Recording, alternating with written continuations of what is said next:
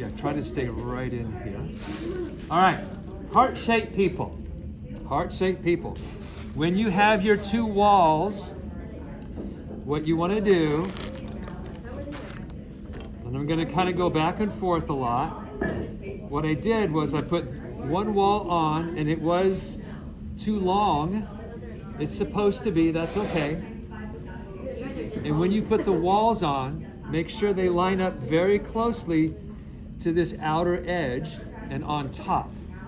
Okay, so what I did here, I went straight from the top down, and I took the curve of that heart and kind of just made a mark right where that is. I made that mark right there. Then I went through carefully and cut through that wall. I did the same thing here, but it's a little different.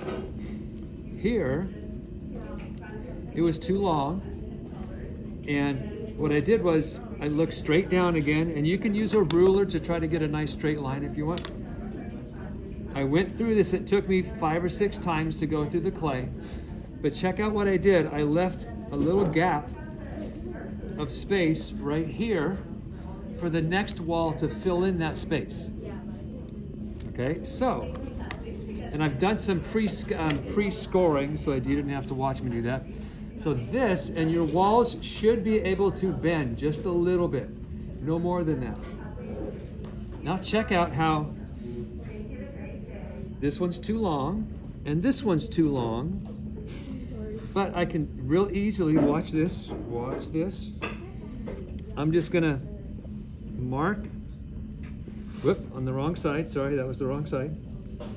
I'm gonna mark. It's like I'm tracing on the outside of this right there. Same thing on the inside. I'm gonna trace a line. And before you do that, guys, make sure your walls are fairly straight. Try not to let them be bowed and doing that. Certainly, these walls should not be flaring out. Otherwise, your lid will just fall down into the bottom. Okay? So be careful that your walls are true. That's what we'll call it. So they're kind of straight up. All right, so what I'm going to do now, if you want, you can take more of the razor blade tool and kind of slowly slice your way through. Don't rush this. And I'm also, look where my other hand is over here supporting it. And I'm almost through. Let's bend it just a little bit and kind of get through there, because I don't want to cut my hand with that sharp blade. Okay, so this is recyclable clay. Then I have to come down in here and do the same thing. Then you get a really nice kind of custom fit walls. Let me get through there. Don't force this part right here. It's getting there. It takes a number of times to cut through. Now, I'm not going to actually do a lot of attaching, because you guys know how to score and attach. But just as a reminder, you will need to, let me get this out of the way, obviously score where it's going to make contact. So like good scoring there. Don't just go in one direction like that and call it good. That's going to fall apart. Make sure, and when I score, I have to score a large area fast. I try to set myself up so I'm kind of scratching it in both directions. You want lots of those little shavings to come up, okay? You have to score there. You have to gently turn this over so it doesn't lose its shape. You have to score the underside here. You also will need to score the ends of your walls where they will make contact with this wall, okay? So after you, and I haven't done it on this side yet, after you kind of get it wet, give it a little bit of a push and a smush, right? Then you can take lots of different tools, like the end of a stick. There's lots of these little tools.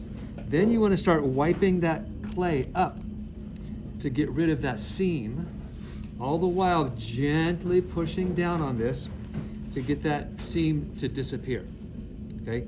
That's probably as far as you'll get today. Give this a good sprinkle of water, okay, because you have to do more attaching here and get it wrapped up completely. Even sprinkle a little water inside your plastic bag. Now your lid, the one you choose for your lid, also needs to be, if it has stiffened up a little bit, that's great, but it still should be cool to the touch. Hopefully it's at that spot like this, where if you hold it in the center, it does not droop, but you still feel like there's lots of moisture in there. That's that sweet spot. And what I had, these were kind of dry for me. I brushed them with water and then let them sit in a bag for about a couple hours before I had to open it up for this. Okay, so don't put the lid on yet. There's something else to do we'll show you tomorrow, because today's a short class, we'll split it up. Kind of makes sense on how to get that nice custom cut. And again, I have to wrap that one up really tight. If you can see how that custom cut kind of feels, they're just nice little joints that have to get scored and attached together. This joint right here, try to blend that together too. This joint right, that seam right there, try to do a little blending there too. Okay? All right, cool. You can cut that. Thank you very much.